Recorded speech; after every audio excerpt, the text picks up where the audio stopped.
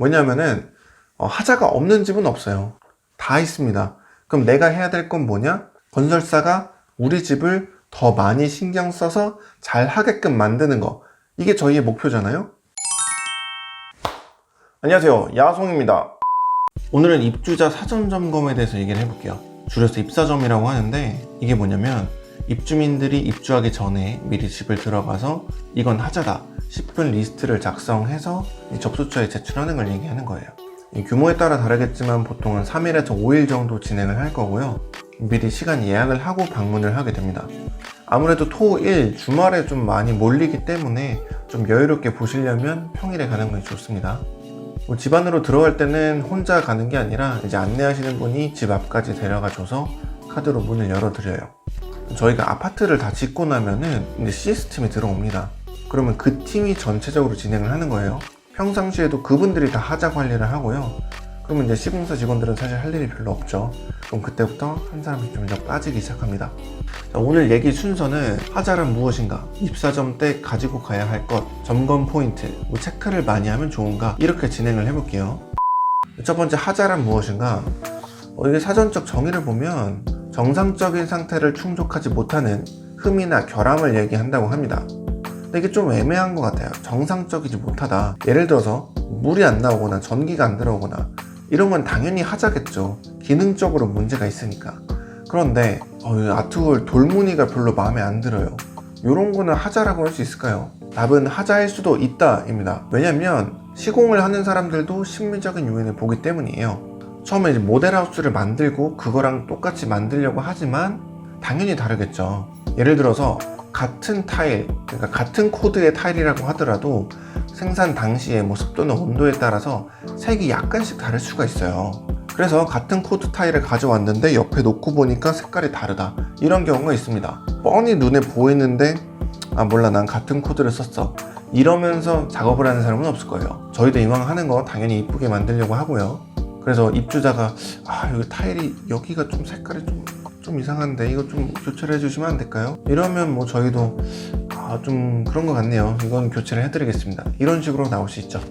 다만 여기서 여러분이 이해를 해야 될 거는 이런 심리적인 요인은 당연히 교체가 되는 게 아니에요.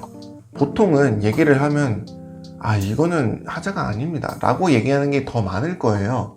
그렇기 때문에 여러분은 협상을 통해서 하자를 진행해 나가야 됩니다. 두 번째로, 입사점 때 뭘 가져가야 되는가? 포스트잇이랑 필기구죠. 물론 건설사에서 지급을 해주긴 합니다. 근데 뭐 안 그럴 수도 있으니까 일단 말씀을 드릴게요. 자, 여러분이 집으로 안내를 받을 때 이 체크리스트 종이를 받을 거예요. 거기에 종이랑 하자 내용을 적어서 이제 제출을 합니다.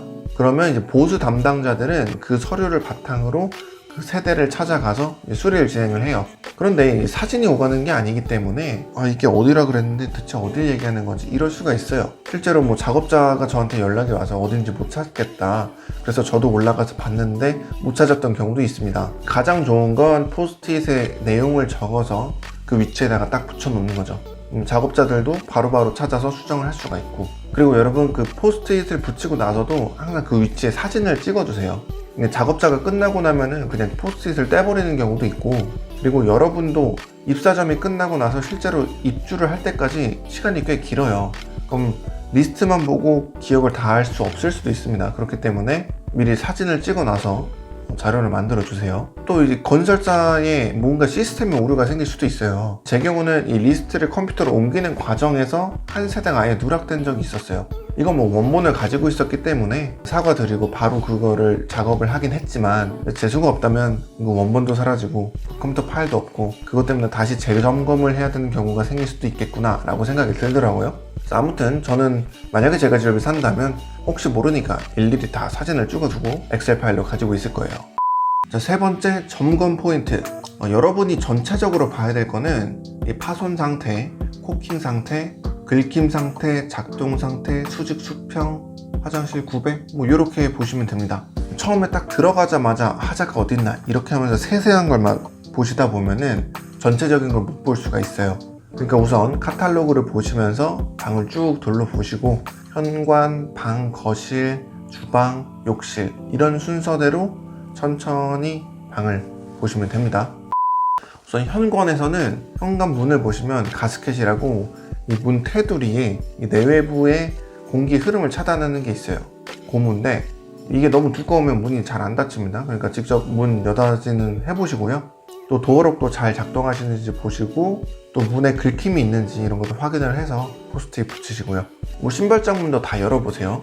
서랍 문을 닫았는데 얘가 뭐 좀 많이 튀어나왔다 이런 경우도 포스트잇 붙이세요. 그럼 가구 작업자가 와서 막 드라이브로 이렇게 하면은 이게 딱 수평 수직이 맞더라고요.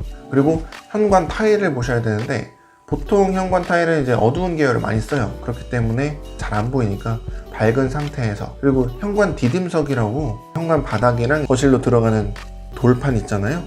그 부분 이 모서리가 좀 자주 깨져요. 그래서 그 부분도 한번 체크를 해보시고요. 또 신발장에 보면은 이제 뭐 올려두라고 그냥 문 없이 뚫려둔 곳 있잖아요. 그런데 판을 보통 이제 돌판을 넣는데 이 돌판 끝부분이랑 이 가구 사이에 틈이 있을 수 있습니다. 뭐 이런 거는 뭐 코킹 처리를 하면 되니까 아무튼 틈이 있으면은 포스트잇도 붙이시고요. 그리고 이제 거실, 방 이렇게 보면 되는데 도배, 창호, 아트월, 마루 크게 이렇게 보겠죠. 이 도배를 보면은 이제 울어 있는 거 말고 이렇게 만져봤을 때 벽에서 떨어져 있는 경우가 있어요. 이게 이제 실크 벽지인 경우인데 요거는 하자가 아닙니다. 이게 벽 전체에 발라서가 아니고 끝부분 가장자리에 발라서 그래요. 콘크리트 벽이 여러분이 생각하는 것보다 수직으로 직각으로 떨어져 있지 않습니다. 조금 울퉁불퉁해요. 그런 경우에는 벽을 따라서 그냥 전부 다 도배를 하는 것보다는 끝부분이랑 끝부분 그리고 팽팽하게 만들어서 붙이는 게 훨씬 더 깔끔하게 떨어집니다. 그렇기 때문에 벽에서 띄우고 도배를 하는 거예요. 물론 천장인데 이렇게 도배가 내려와 있다 이러면은 하자예요. 그리고 걸레바지랑 이 벽이 내려오는 도배 사이에 이게 보통 엎어져야 되는데 짧은 경우가 있어요. 짧아서 안쪽 벽이 보이는 경우가 있기 때문에 이런 건 하자로 포스트에 붙이시면 되고요. 창호는 뭐 당연히 열고 닫고 해보셔야 됩니다. 이게 좀 뻑뻑한 경우가 있어요. 그럼 무조건 다 포스트에 붙이시고요. 그리고 뭐 창호에 이제 스크래치 같은 게 있다 이러면 다 터치업을 해야 되니까 이런 거로 또 다 명시해 주시면 됩니다. 뭐 정말 드문 경우긴 하지만 한번 창호 주변에 혹시 바람이 나오나 이렇게 손을 한번 대보세요. 이게 창에서 나오는 거랑 이 벽에서 나오는 거랑 이거는 구분을 하셔야 되지만 창호는요, 이 외벽을 만들 때 창호보다 좀 크게 이렇게 구멍을 만들어 두고 창호를 넣은 다음에 그 틈 사이를 우레탄 폼으로 이제 메꾸어요. 바람이 통하지 않도록 단열 작업을 하는 거죠. 근데 꼼꼼하게 전체적으로 하는 게 아니고 뭐 듬성듬성 했다 그런 경우에는 이제 그 사이로 사실 바람이 올 수는 있죠. 근데 그런 식으로 보진 못했지만 혹시나 모르니까 한번 손은 대보세요. 마루는 정말 신경 많이 써야 되는데 제가 그 하자 리스트 세대에 있는 전체 하자 리스트를 봤지만 마루가 하자가 없는 곳은 한 번도 보지 못했어요. 긁힘은 당연히 많고요. 특히 잘 보셔야 되는 게 아까 얘기했던 걸레바지 있잖아요. 그 마루랑 걸레바지 그 틈 사이 이게 넓을 수가 있어요. 이걸 잘 보셔야 됩니다. 보통 코킹을 쏘는데 이제 금색이죠. 일정하게 깔끔하게 쭉 마무리되지 않고 부분 이렇게 되어 있는 경우가 있어요. 이런 경우는 다시 코킹을 써야 되죠. 또 맨발로 한번 걸어보세요. 걷는데 뭐야 라고 느낄 정도로 이제 경사가 있다면 그건 당연히 하자입니다. 이 시공사에서도 마루를 다 깔고 나면은 전체적으로 한번 쭉 걸어보거든요. 그러다가 오목하거나 혹은 볼록하거나 이런 느낌이 들면은 마루 다시 다 드러낸 다음에 밑에 바닥 보수를 하고 다시 마루를 깝니다. 뭐 혹시나 미처 발견되지 않는 곳이 있을 수도 있기 때문에 한번 걸어보시면 좋을 것 같아요. 마루 스크래치는 사진을 잘 찍어 주셔야 되는 게 여러분이 나중에 입주하고 나서 또 새로운 걸 발견할 수가 있는데 그게 이사를 하면서 생긴 스크래치인지 아니면 원래 있었던 건지 이거를 구분할 수가 없거든요. 그냥 리스트에 어디에 뭐가 있었다 이 정도로만 해서는. 그렇기 때문에 사진을 찍어서 이 스크래치가 예전부터 있었던 거다 라는 걸 보여주셔야 됩니다. 예비용으로 갖고 있는 거예요. 주방은 가구를 잘 보면 되죠. 주방 가구 뭐 후드도 켜보시고요. 인덕션도 한번 돌려보시고, 그리고 아까 신발장처럼 그 주방 가구 서랍을 닫았을 때 이게 막 너무 튀어나왔거나 그러면 리스트에 적으시고요. 또 문을 열었는데 나사 자국이 보인다. 요즘에는 보통 스티커로 이제 나사 자국을 안 보이게 다 붙여놓기 때문에 그건 스티커를 빼먹은 거니까요. 그것도 이제 포스트잇 붙여주시면 나중에 수정이 될 겁니다. 그리고 주방 상판도 특히 모서리 부분 깨져 있는지 한번 확인해 보시고요. 마지막으로 욕실. 사실 욕실이 제일 어려운 것 같아요. 이 시공할 때도 이 욕실의 포인트는 구배거든요. 그 경사라고 하면 될 것 같은데, 물을 뿌렸을 때 이 배수구까지 멈추지 않고 쭉 흘러나가게 해야 하는데 이게 생각보다 쉽지 않아요. 그래서 여러분 일단 욕실에 들어가면은 샤워기로 바닥 전체 물을 한번 쭉 뿌려보세요. 전체적으로 잘 흘러 내려간다, 뭐 그냥 구석에 조금 있다 이런 건 상관없지만 막 이만큼이 그냥 고여있는데 그대로 있다 이러면은 하자죠. 이거는 뭐 신청을 해야 됩니다. 그리고 샤워실 문도 한번 닫아보세요. 그 문 하부를 보시면 PVC 비닐 같은 게 붙어 있을 거예요. 이게 뭐 짧으면은 안에 있는 물이 밖으로 튀겠죠. 너무 길면은 또 바닥에 쓸리는 소리가 날 거예요. 난 이거 크게 신경 안 쓴다 그러면 상관없지만 아무튼 그런 것도 체크를 해보시고요. 그리고 줄눈 상태를 한번 잘 보세요. 보통 다 백시멘트로 이게 하얀 선으로 돼 있을 텐데 이미 좀 변색돼서 누렇게 된 것도 있을 거고, 또 이렇게 굳으면서 깨져 있는 부분도 있을 거예요. 그런 부분은 다시 이제 채워 넣어야 되니까 리스트에 적어 두시고요. 자, 네 번째, 체크를 많이 하면 좋은가? 저는 많이 적을 거예요. 처음에 하자는 협상이라고 말씀을 드렸죠. 뭐 기능적인 거 말고 이제 협상을 하려면 내가 가진 무기가 좀 많아야 되니까 적게 내는 것보다는 많이 내는 게 낫겠죠.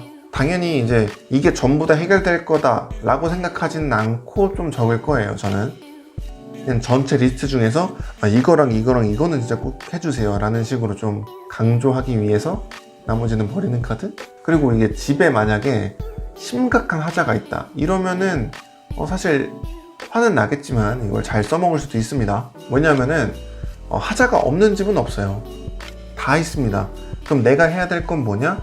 건설사가 우리 집을 더 많이 신경 써서 잘 하게끔 만드는 거, 이게 저희의 목표잖아요. 진짜 심각한 하자가 집에 있다 그러면 건설사도 당연히 그 집이 신경이 쓰여요. 사소한 게 아니라 큰 거니까. 그러면은 적어도 작업자한테 한 번이라도 이 집은 좀 신경 써서 해주세요 이런 식으로 말이 나온단 말이에요. 여러분, 일은 사람이 하는 거라고 기억을 꼭 하셔야 돼요. 이게 기계처럼 모든 세대를 다 똑같이 가서 작업을 하는 게 아니기 때문에 조금이라도 더 이제 신경 쓸 수 있게끔 해주는 게 좋습니다. 예를 들면은 같이 입사점을 돌고 있는데 뭐 변기라던가 아니면은 가구 문을 열었는데 똥이 나왔다. 화 나겠죠. 화는 엄청 날 거예요. 근데 아무 생각 없이 막 화를 내는 게 아니라 겉으로는 막 화를 내지만 속으로는 이걸 빌미 삼아서 내가 좀 많은 사소한 하자도 잡아달라고 해야겠다 이렇게 생각하시면 됩니다. 여러분의 집이니까 당연히 시공사가 잘 해주겠지 이렇게 생각하시지 마시고 최대한 시공사를 이용을 해서 내 집을 더 좋게 만들어야겠다 라고 생각을 하시면 좀 편할 것 같아요. 하자 잘 잡아내시고요. 네, 그럼 안녕.